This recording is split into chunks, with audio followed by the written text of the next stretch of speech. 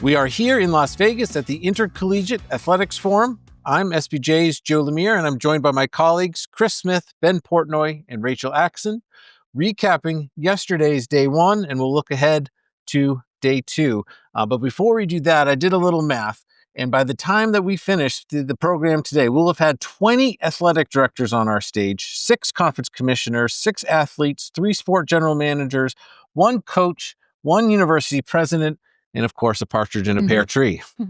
So, Ben, what was your takeaway from yesterday? Yeah, I think one of the things that really stuck out was Big 12 Commissioner Brett Yormark and some of the comments he made about some of the vitriol, if you want to call it that, around Notre Dame and its being left out of the college football playoff. AD Pete Vivacqua has been pretty open about their displeasure with being left out and the way that the process was carried out. Brett kind of sounded off on that and certainly made a statement. And I think that, it's been interesting. I think that college sports and talking to some folks around the Notre Dame decision and why they were left out and sort of the process that got there, I think a lot of folks generally the sentiment is at least that, in college sports, whenever a system actually functions in the way that it's supposed to, it turns into whoever's affected, it turns into an indictment of the system and that it's not operating effectively. And so I think we're seeing a little bit of that with the Notre Dame piece. And I think there's certainly a lot of folks that feel like it's a little bit over the line or whatever you want to call it. And I think there's certainly Brett's comments about that and toward what Notre Dame has said and come out about in the last couple of days reflected that. And Rachel, what about you? I think some themes that ran through several panels, including one I was on with some folks from across the industry. Ben's Kirby Hook had said it best, maybe opportunity amid chaos. There's no question there's a significant shift in collegiate athletics, what that looks like. My panel explored the different revenue opportunities. There's anything from jersey patches, naming rights, title sponsorship, all sorts of things on the table. A lot of lack of clarity, right? I don't think anybody would sit here today and predict in 3 years what this looks like in 5 years, although Ariane Escovetti said on my panel, litigation is probably the most assured bet. And so a lot of talking through what are the challenges, how do we work through them, what needs to happen, both at the collegiate level, at federal legislation, still a work in progress. What about you, Chris?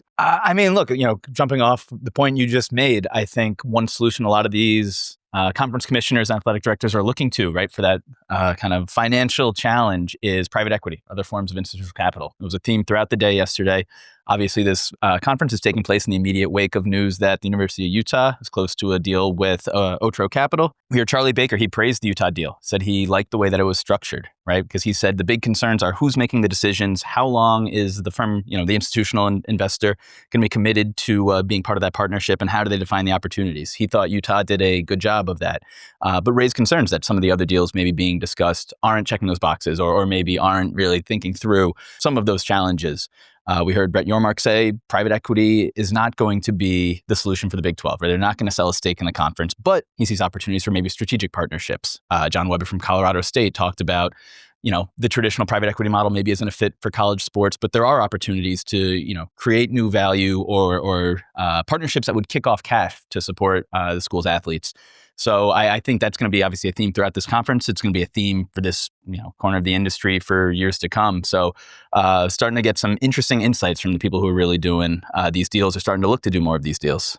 And we're also trying to come to grips with how the House settlement will continue to unfold. It wasn't that long ago that was agreed to. And the NCAA's Charlie Baker said, quote, "I would expect it to be messy, but just because it's messy doesn't mean it's not directionally correct." And so he believes in the long-term path for it, even if there are plenty of things that need to be shaken out. And one of the immediate byproducts of that House settlement was the creation of this Collegiate Sports Commission. And we heard from Brian Seeley, the CEO and the very first employee of that commission, talking about the huge volume that NIL Go has vetted in terms of the agreements for college student athletes, but also saying what it really needs now to put some meat on the bones, was the phrase he used, was this participation agreement that the 68 Power 4 schools need to agree to. That'll be sort of the first step in providing a real enforcement mechanism, a way to resolve disputes, and really put that all into motion.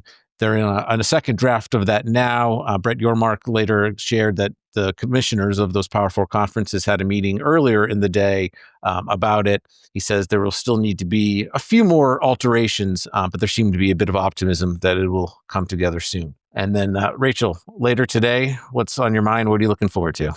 One of the things that came up yesterday and in several of the discussions were issues around Title IX and Olympic sports, too, that I cover very closely, and how those will be preserved in a system that funnels ever more money into primarily one or two sports.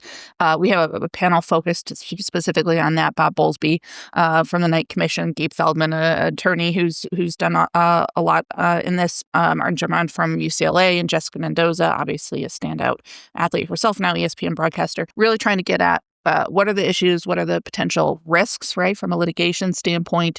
What sort of creative approaches can schools take to sort of shore up those things? And so curious to see if we can leave it on a positive note on that front. Yeah, absolutely. How about you, Ben?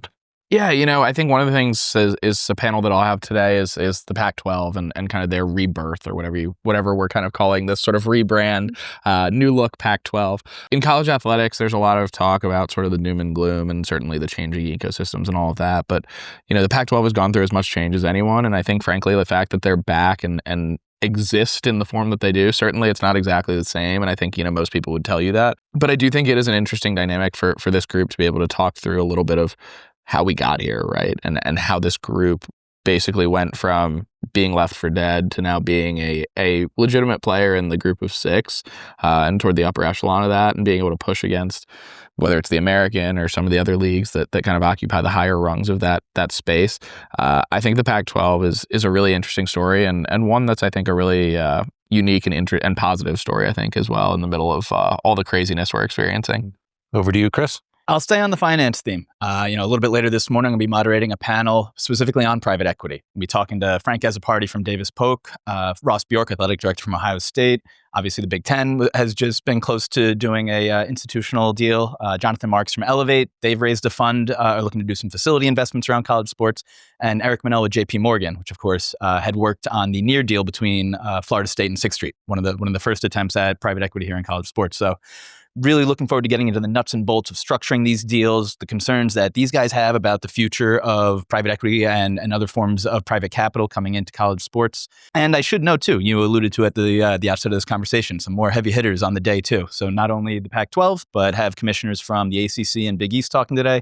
Looking forward to seeing what they have to say and sort of how they're anticipating the next few years shaking out.